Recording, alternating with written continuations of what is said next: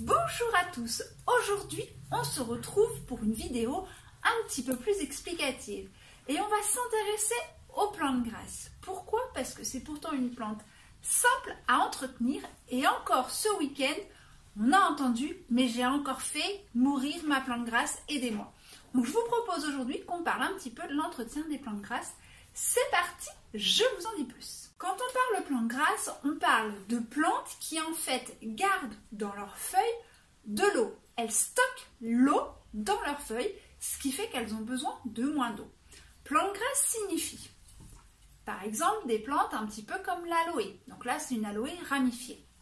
On peut être aussi sur des opuntia. Donc c'est un petit peu une variété de cactus, sauf que celle-ci n'a pas d'épines.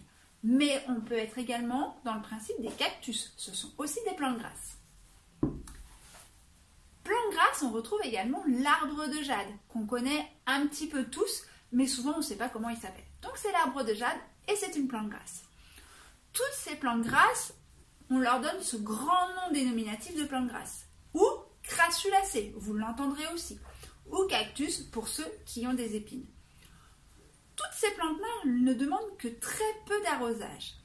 On dira tous les 3 semaines, 1 mois. Pas plus. Ou du moins, si vous le faites plus, il faut qu'il fasse beaucoup plus chaud.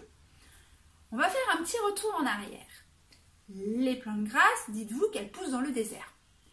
Est-ce que dans le désert, il pleut beaucoup? Non. Est-ce que, quand elles sont dans le désert, il y a quelqu'un qui vient enlever les tiges, qui vient s'en occuper? Non. Et pourtant, elles sont quand même plutôt jolies. Donc moi, je fonctionne toujours sur ce principe-là. Dans la nature, dans leur milieu d'origine, comment on s'en occupe? Et de ce fait, je m'en occupe à peu près de la même façon. Donc comme dans leur milieu naturel, on les arrose très peu, vous, à la maison, arrosez-les très peu. Par contre, il faut faire attention à une chose. Souvent, vous avez tendance, alors là, j'ai pas une variété aussi, on va prendre l'aloe, vous avez tendance à mettre l'eau au milieu. Surtout pas. Pourquoi? Car quand vous allez mettre l'eau au milieu, votre eau va stagner au niveau des feuilles, entre les petites feuilles. Et là, votre plante va pourrir. Donc quand on arrose, on soulève ces feuilles, on atteint la terre et là, on met un petit peu d'eau. Et c'est vraiment un petit peu d'eau, un tout petit peu. Il faut mieux y aller un petit peu à droite, un petit peu à gauche, mais il ne faut jamais laisser d'eau au fond de votre secoupe. Petite astuce aussi quand vous arrosez, souvent, moi la première chez moi, on arrose et l'eau, elle ressort aussitôt. Donc en fait c'est comme si vous n'aviez pas arrosé. Donc ne dites pas ça y est j'ai arrosé, je repars et c'est fini pour 3 semaines, 1 mois. Non. Si quand vous arrosez l'eau ressort aussitôt, c'est que votre plante en fait a tellement soif qu'elle ne retient rien de l'humidité. Dites-vous un peu que c'est le même principe que dans les jardins, où quand on voit dans la nature, souvent quand il pleut beaucoup, l'eau ruisselle, parce que c'est tellement sec qu'en fait elle ne pénètre pas. Là c'est le même principe.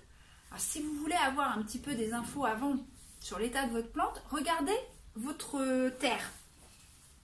Je vais m'expliquer. Je vais prendre celle-ci. Là, vous voyez, j'ai ma terre qui est bien au ras de mon pot. Elle ne se décolle pas. Si je tire, je vais enlever mon pot, mais ma plante va rester dans son petit pot en plastique. Quand vous avez une plante qui est très sèche, première chose, vous allez voir, ça se décolle. On peut quasiment passer à aller un petit couteau le long du pot. Ça, c'est le premier signe. Et quand on tire, souvent, on a la plante, la motte de terre, et le petit cache-pot en plastique de l'autre côté. Ça, c'est un signe que votre plante a très soif. Donc là, ce que vous faites, vous la prenez et vous soulevez bien les feuilles, toujours, et vous passez sur le robinet. Vous passez sur le robinet un petit peu, tout doucement avec de l'eau à tout petit débit, et vous attendez que l'eau s'écoule. Et au bout d'un moment, vous allez voir qu'en la portant, vous allez la sentir un petit peu plus lourde. C'est que là, elle va se réhydrater. Elle va absorber, la terre va absorber l'eau que vous allez lui donner. Donc là, vous pourrez vous dire, ok, ça y est, c'est bon, elle est un petit peu plus lourde, donc elle a assez bu. Et ça, par contre, évitez d'en arriver là quand vous arrosez. Logiquement, quand on arrose, on doit arroser notre plante et l'eau, elle ne doit pas ressortir aussitôt. Sinon, c'est pas bon signe. Donc toujours bien penser à regarder ça.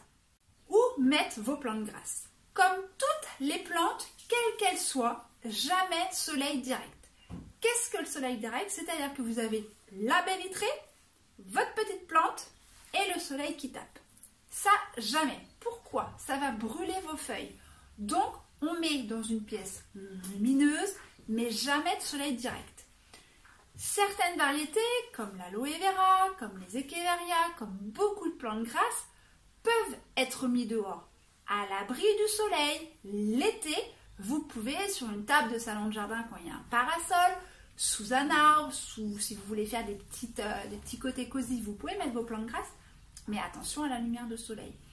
Et par contre, il faudra peut-être arroser un petit peu plus. Pourquoi? Parce que dehors, vous avez l'air chaud, mais vous avez aussi le vent qui assèche les plantes. Donc, il faudra penser à arroser un petit peu plus.